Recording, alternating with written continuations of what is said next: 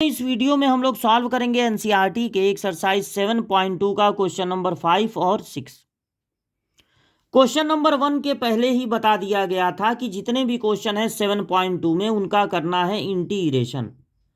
तो साइन ए x plus B है, cos A x plus B है, इसका करना है इंटीग्रेशन।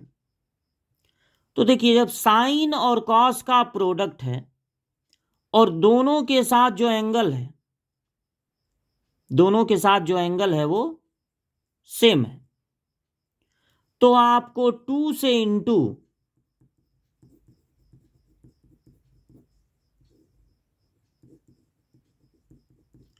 और 2 से डिवाइड कर देना चाहिए। आप इस 2 को बाहर भी रख सकते हैं क्योंकि ये कांस्टेंट है, कांस्टेंट को बाहर भी रख सकते हैं। इससे फायदा क्या होगा, 2 साइन ए कॉस ए होता है साइन 2a, तो इसमें 2 का इंटू कर दीजिए।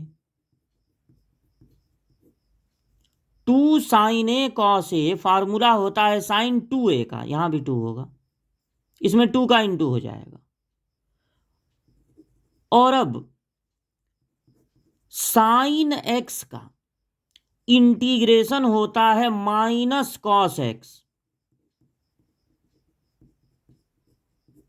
साइन एक्स का इंटीग्रेशन होता है माइनस कॉस एक्स, लेकिन अगर एक्स में किसी चीज से मल्टीप्लाई हो रहा हो तो फार्मूला लगाने के बाद साइन एक्स का होता है माइनस कॉस एक्स, इसको एक्स समझ के लिख लेंगे। लेकिन अगर एक्स में किसी चीज से मल्टीप्लाई है जैसे कि 2a से, तो 2a से फार्मूला लगाने के बाद डिवाइड भी करना पड़ेगा। और जब इंटीग्रेशन हो जाता है तो एक कांस्टेंट ऐड कर देते हैं c, तो कुल मिला के हो जाएगा minus cos 2ax plus B upon 4a plus c. चूंकि ये ट्रिग्नोमेट्री का क्वेश्चन है, इसलिए यहां पर कोई जरूरी नहीं है कि आपका आंसर बुक में दिए हुए आंसर से मैच करे।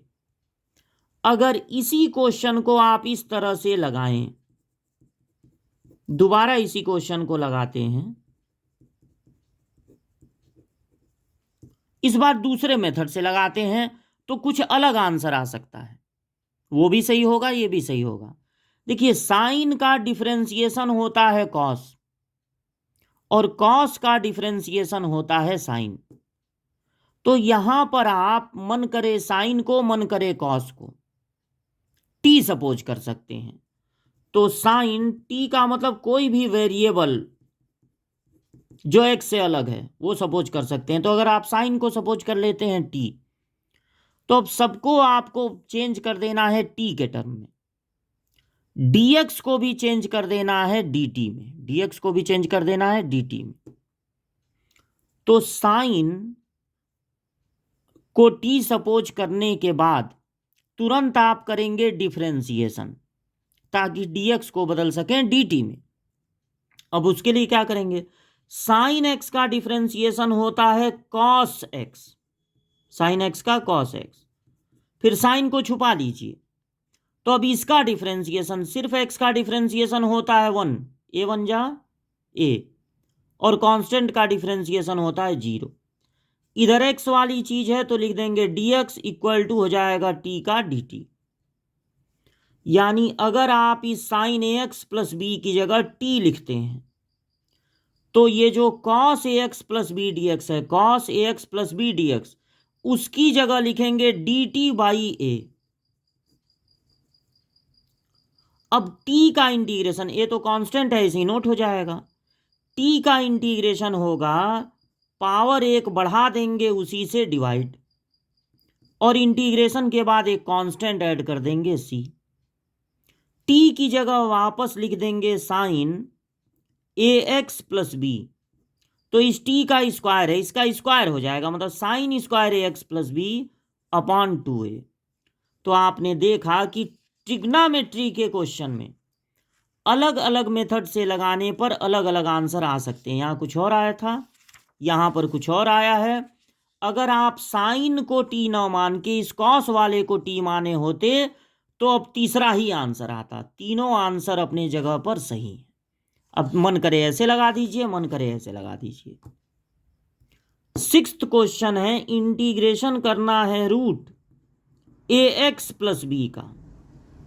देखिए रूट का मतलब होता है पावर 1/2। रूट का मतलब होता है पावर 1/2। अगर x पे पावर है कोई, देखिए ये x ही है, भले इसमें a का मल्टीप्लाई हो रहा है, भले इसमें b ऐड हो रहा है, लेकिन ये है तो x ही। x स्क्वायर नहीं ना है, x पे पावर 4 नहीं ना है, x पे पावर 3 नहीं ना है, log x मतलब x ही है ना। तो x पे जो पावर वाला फार्मूला होता है वो यहां पर लग जाएगा।